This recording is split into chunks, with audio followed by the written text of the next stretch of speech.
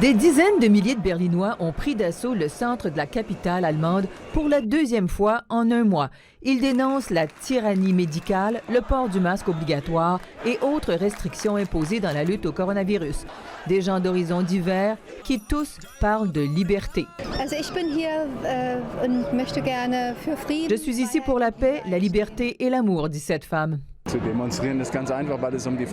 Pour cet homme, c'est une question de liberté. Des affrontements près de l'ambassade russe se sont soldés par plus de 200 arrestations. Il y a 2 à 3 000 extrémistes de droite, dit-il. Ils ont lancé des roches et des bouteilles à la police. Des manifestations anti-masques pour la liberté se sont aussi tenues à Londres, à Zurich, à Paris.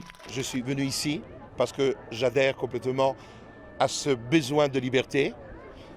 Besoin de liberté qui s'exprime maintenant depuis des mois parce que nous sommes en train de subir des lois liberticides.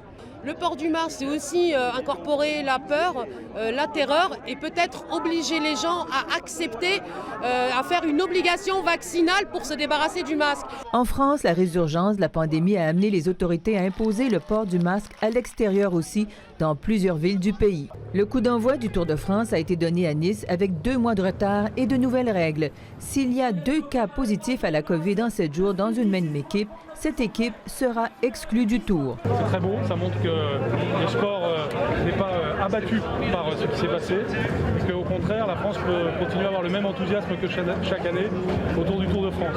Le Norvégien Alexander Kristoff a gagné la première étape marquée par plusieurs chutes sur des routes rendues glissantes par la pluie.